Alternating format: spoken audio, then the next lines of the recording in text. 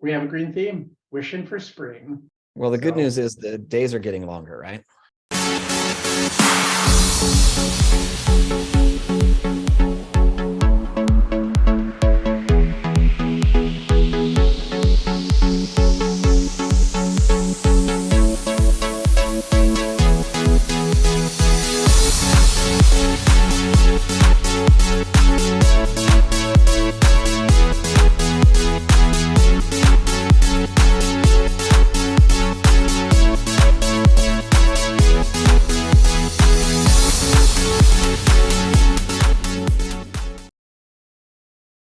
I'm Michael, I'm Chris.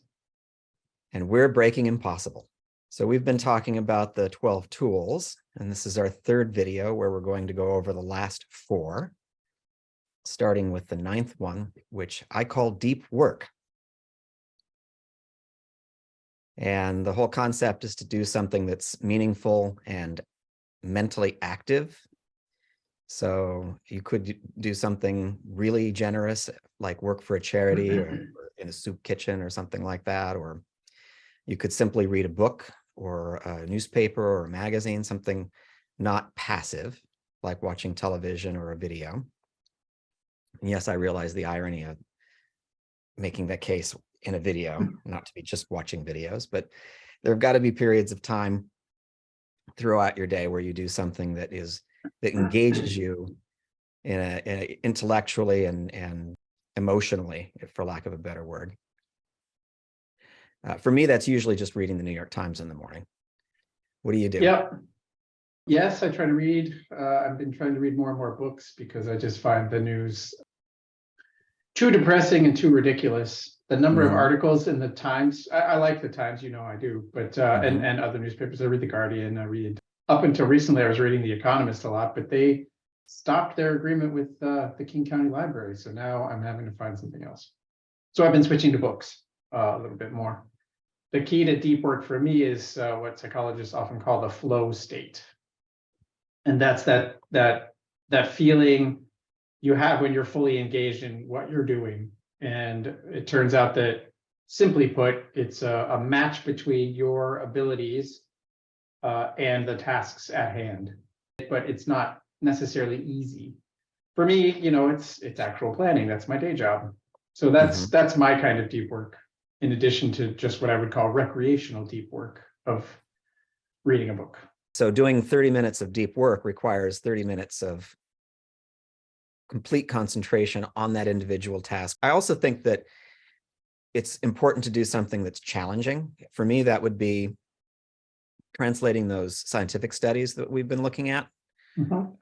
Both of us have been doing this off and on for the last 5 years, but more recently. And being able to talk about those things intelligently using plain language and not using jargon, I find very challenging. And also,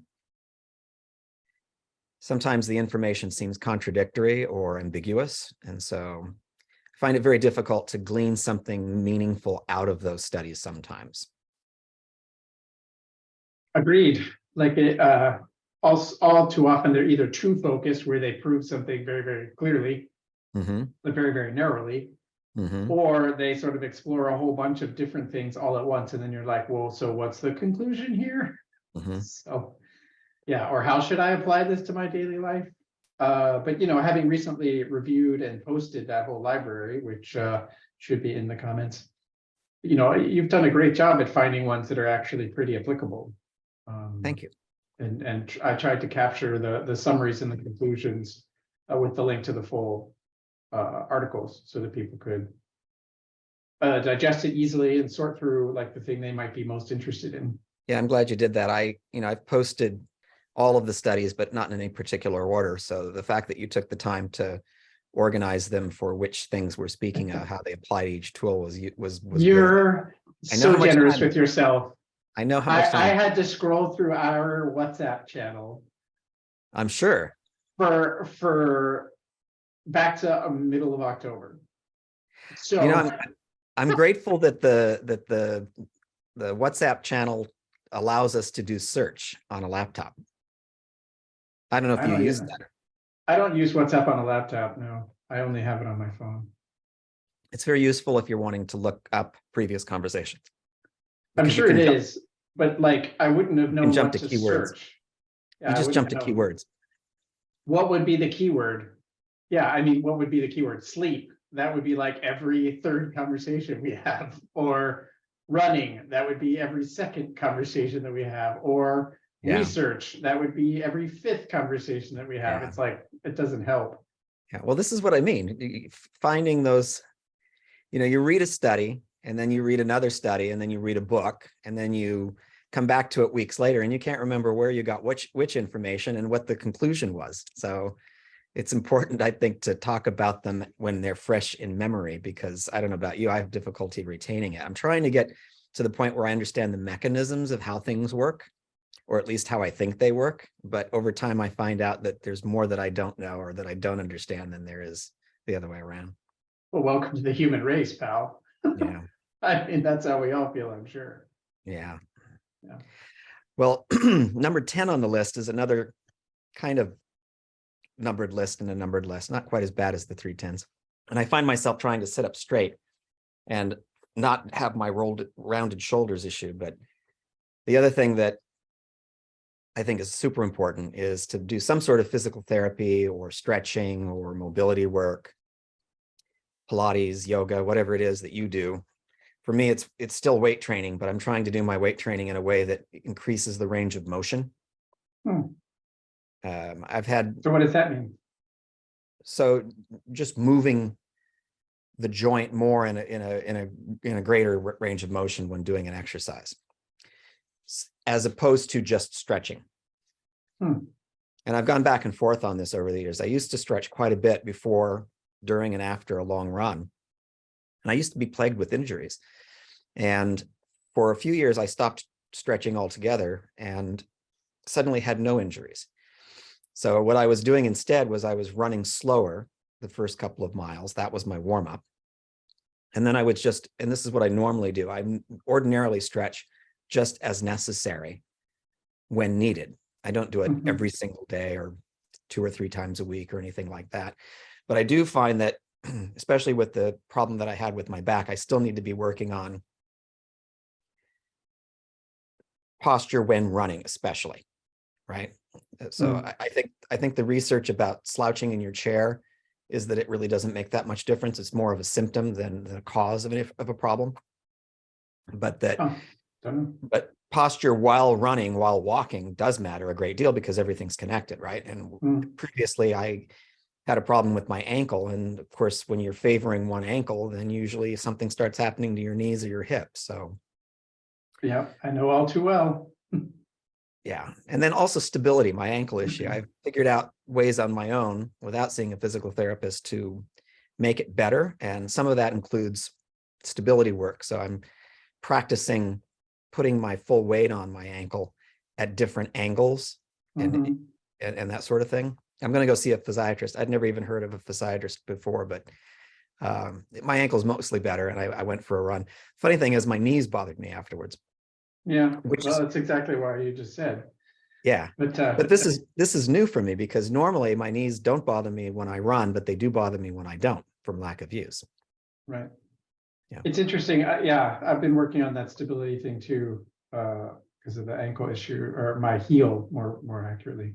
One of the more interesting ones is a guy has me pogo jumping. That is to say, like you're on one leg. And imagine when you start, you're in a box and there's 4 boxes at the 4 cardinal points. And you jump in, or you jump out, jump back, jump out, jump back, jump, and you're sort of going around all the boxes. Yeah. And then it builds up your ankle and stability. So I don't know, it seems to work okay. Yeah, it's important because I just signed up for a 100-mile run. It's called Strawberry Fields Forever. It's a 6.2-mile loop next to the Columbia River, just south of the Gifford-Pinchot National Forest, where I've been recently. Yeah, it's beautiful down there. It's good and bad. It's flat, possibly too flat, mostly on a dirt and gravel road or path. And you do it's a loop. It's a 6.2-mile loop that you do 16 times. Well, 100 miles is 100 miles. Yeah, I picked it because there wasn't a prerequisite. because I know where it is and it's not that far. I can drive it. I don't have to fly. Mm. I have a sufficient amount of time to train for it, or at least I think I do. And I told Andre about it, the founder of the Four Trails, and he said, you be careful that he said you might be tempted to quit because it's a 6-mile loop, and because there's an aid station that you keep passing over and over again. And I didn't understand what he meant at first, but afterwards I thought it through, and it makes sense.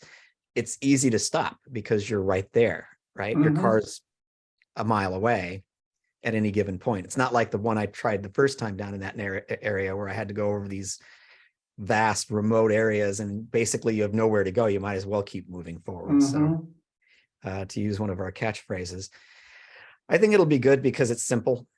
I won't have to worry so much about logistics. I won't have to worry about getting lost. The view will change sufficiently, even though it's around the loop 16 times, but it's just something I can concentrate on getting the distance in, getting the 100 miles. 100 miles is 100 miles. That's all I got to do in under 30 hours this time. So yeah, it's fun. Two things come to mind. So I haven't pulled the trigger yet, but I'm planning on running the Sormelins 100 again this year. That's a more traditional, super long, no loop, just one-way trail. But I ran it last year with Cameron, one of my colleagues at work, and he told me about a race he had. I don't think he went there, but he told me about it. And they were a loop, and the aid station is the middle of a hotel lobby. Yeah, you told me about that one. Yeah. Oh my God. The torture No, of that wouldn't work. No, that wouldn't work. There's a shower and a bed. I'm done. Let me get a croissant and and head for the bedroom. Yeah. Anyway. Yeah. So anyway, we'll see how. That's more mental fortitude training. Yeah. I'm going to be focused on my back and my ankle and the next 100 days or so that I have to finish training for this 100-miler, gradually increasing. I might even do 6-mile loops as a way of practicing, just so I'm the specificity of training thing. Which leads me to the 11th tool, which is to do some sort of high intensity or interval training at least 2 or 3 times a week. And I have a theory about this that I haven't explored yet. I haven't looked at the scientific studies, but anecdotally, an N of 1, as scientists say, just me, I've been trying to get my deep sleep to improve in terms of a percentage of my overnight sleep. And it's really hard to see a cause and effect relationship. All these things that I believe will increase it don't necessarily do on any individual given night. And it seems to me, and this is just from a recent experience, that I'll just give you an example. Yesterday, I ran a whole 2 miles. I walked 1.5 miles. I was, just kind of testing out the ankle. And I ran a little bit faster than I had the last couple of times. So not a very long run, not a very intense run, but I expected it would increase my deep sleep. My deep sleep actually fell by half. Got plenty of sun, got plenty of exercise, didn't have caffeine late in the day, did all the things, and still the deep sleep went down rather than up. I bet tonight was 2 days ago you did that? Yeah. And tonight it goes up. Yeah. So, but what I did notice previously was doing a very short bout of high intensity work. It was after I was amped up on caffeine and I went out and did some weight training. And you know how you can feel systemically that you've pushed it? I don't know if this has to do with the sympathetic and the parasympathetic. I'm sorry, we're using all these scientific terms today. Nervous system, but I do think there's a relationship. I think when you do your high intensity, there's a relationship between those two nervous systems. What do you mean? Sorry. No, I mean and getting deep sleep. Okay. And doing something that will affect getting deep sleep, pulling a lever for a given night. Tonight, I want to get 20% or 25% rather than 14%, which is what I've been averaging, right? So what do? I go out, I go for a 2-mile run, I get less deep sleep. It doesn't make any sense. It's contradictory to all the things that I've come to believe. But there was a time where I did something that was intense, but a very short bout, and I got a lot of deep sleep that night. Now, it could have been that I had less deep sleep the night before and I was catching up. I need to look into that. But I do think it has something to do with systemically challenging your system. And I think that's one of the things that you do when you do high intensity interval training. It's not just something that us runners do 2 or 3 times a week at least. in order to improve our VO2 max and in order to increase our speed and in order to increase our endurance. It's also something that when you push yourself so that you're really tired, like thoroughly worn out, you will in fact get more deep sleep and get more human growth hormone produced naturally while sleeping. And I realize it's also kind of self-evident, right? If you do something physically challenging enough, your body needs the growth hormone, so it's going to produce it in response to that. Sure. Right? But my only side note is that I always sleep better the second night after doing all that stuff. This is another thing. And also, as you say, it can affect the sleep tonight, or it just as likely the following night and the following night. And the same thing with light exposure. The more light I get today and tomorrow and the next day, the better I'll sleep the following few days. Mhm. It's not a just do this today, get this result tonight kind of thing. You can't really do that individually. But anyway, it's still important to do something with high intensity, at least 2 or 3 times a week. And again, not just for people who are doing endurance events, but I think just for overall health, it's important to tax yourself a little bit, to do hard things, right? Mhm. Yeah, absolutely. Not just to go for a leisurely walk several times a week, which by itself is good, but it's not sufficient. So what about you? What do you do for your high intensity work? I mean, one of a few things, and sometimes all together. So stairs, Right. There's a great, I don't know, it's about 100 meters up right here at Observatory Hill around the corner from me. So running those stairs with a weight vest, I'll do that same thing. I won't be necessarily running them at that point because I usually put on 40 pounds to do that. Other is what I think of as just go faster sprints. So I do the Coop sprint, as I call it, based on Jason Coop's writing in his ultramarathon book, going as fast as possible for 3 whole minutes. So it's not like going flat out. Right. It is, you find that pace that you can stay at that highest pace possible across 3 minutes. I repeat it because I got it so wrong for like 3 months. Mm-hmm. And then I finally dawned on me what I was supposed to be doing. It works well since then. But then Kung Fu, right? Doing sets, gets my heart rate up there. And especially, you try to go as fast as you can through the set after doing it a couple of times to get your heart rate up to a base rate anyway, and then really push it. Yeah, stairs, running, and Kung Fu. Yeah, I think you can get a pretty good result from just doing calisthenic work. And sure, burpees are awesome. Yeah, seriously. And there are ways to easily test how fit you are, including hanging from a bar, a dead hang, testing how long you can do the dead hang, and even just grip strength, squeezing an old-fashioned scale. And that will give you a couple of things. It'll give you an indication of your overall fitness, but it will also give you an overall how well recovered are you from the previous day's workout, even if you don't have one of those smartwatches or whatever. Yeah, I think it's the 3 I try to pay attention to is the dead hang, the stand on one leg, and the miracle mile, right? So I forget exactly how it works, but you run a mile under certain conditions, and it can very well predict how you'll do in longer distance races. So those are the 3 I kind of generally pay attention to. And then the last of the 12 tools is strength or resistance training. And I think that, like number 6, which is just doing as much movement as you can, I think the 12th tool is also probably one of the more important ones. I know it's more important as you get older, and so I'm speaking for myself, but it's really important for everybody. Doing training with weights, or doing body weight training if you don't have weights, some kind of strength and conditioning for your muscles is hugely important for every aspect of life, your mental life, your physical life. It will help you for endurance events. It will help you for fast events. It will help you for just about everything.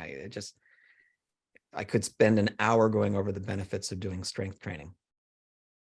I'll sum up my feelings on it by just saying balance. Like for me, doing the weight training shows which side is stronger. Because Mhm. I do your typical, He-Man dumbbell, incline presses and rows and all of that. But then I also do some, I mean, I hesitate to call it nautilus or pulley work, I guess, Yeah, for my back cables. and like, just swinging back to the side. So getting some of that thoracic spine actually Mhm. going.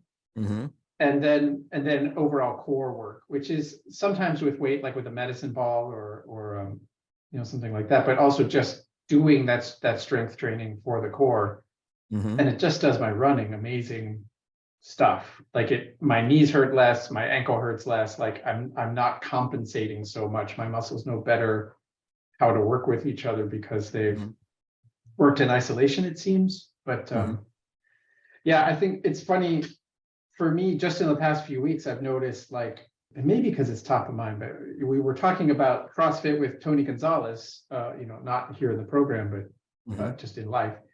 And I realized like how much more fit I felt doing that plus running than I Mhm. do now just running. Like I mostly runs.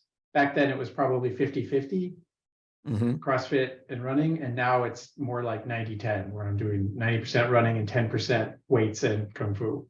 Mhm. And I'm realizing I really have to rebalance that because, but anyway, uh, the wife came back from a trip and I was trying to move the suitcases and I realized like my legs were fine, but like my arms were tired and that had never happened before. I can't remember the last time that happened. And I wasn't even like really lifting them. I was just pulling them along the street. Mhm. And I was like, oh, this has got to change. This can't be. So anyway, funny when we realize what we got to do. Yeah. Well, I've noticed over the years you can't overestimate the benefit of doing body weight exercises. Mm, And even when I was doing a lot of weight training, is I had learned about doing body weight exercises from US Navy SEALs because that's what they do a lot of. And I thought, okay, the SEALs are all about functional training, speaking of a term that comes from the CrossFit world. yeah, yeah. Another thing that I've learned, and I'll put that study down in the bottom, is that there does seem to be a benefit in doing a run before doing weight training. You will Oh, get more really? benefit. Yeah, you will get more I benefit from the strength training after having done a run. It's something in your body Sure. is basically saying, "Oh, I'm supposed to be doing work," and so it like turns the switch. Huh. I almost always do it the other way around because I have found that if I do the running I after, used to as well. I get less Yeah, sore. yeah. I, No, I I used to do the weight training first and then do the run. Now I do it the other way around, and I have seen a bit. I've seen it again. It's anecdotal. It's just me, but I have seen an improvement in the strength training that comes when I do but the endurance training prior. do you feel more sore from the weight training? No, That's why I flip it the other way around. Interesting. All right, well, I'll try it. yeah. Interesting. I built a gym in my garage just prior to the pandemic. It wasn't intentional. I didn't know the pandemic was coming. I could cut out the drive time to and from the gym. It made a huge difference. So it's been a tremendous benefit to have the weights and the boxes and the ropes and the gym rings and all the other things that I have in the garage. For one thing, I can choose the equipment that I want because I bought the things I wanted to have. I don't have to wait for somebody else. Right? And It another still is thing, annoying. Also, oh, right? sorry, I have to just let you know, like Yeah. January is still a thing. It cracks me up every year. The gym use like triples Oh in yeah, yeah, yeah, January. yeah, Here it seems to drop off more slowly. I got to tell you, here in Sweden, yeah. it's The New starting to Year's drop off resolutions. now. Yeah, The it's New Year's starting to drop resolution off people. now. But Yeah, by March, 2 years running now, it seems to be back to what I consider normal. yeah. I guess that's another advantage of having your own gym in your garage is that you don't have to worry about the first time that first few weeks of the year, especially. But it's a big deal. It's one of the best things I've ever done. I mean, I listen, my hat is off to you. I'm just saying it's not all that easy for many I know. other people in the world. Oh, I know. Which is why I emphasize that body weight exercise are good enough. It's that old Jack Yes. LaLanne analogy. You can use a chair and do dips and all kinds of things. You don't need to have all the fancy equipment. The Yeah. other thing about working out in my garage is that I can open the garage door and get that sunlight in. And I actually Mm, stand off to the side when I'm doing press downs with the cables because I can get the sun more directly in my eyes. mm. And so Nice. it's not just fresh air, it's also that sunlight that I'm trying to capture. So it's a big advantage. So remember to do hard things, go outside, and keep moving forward. We'll see you out there.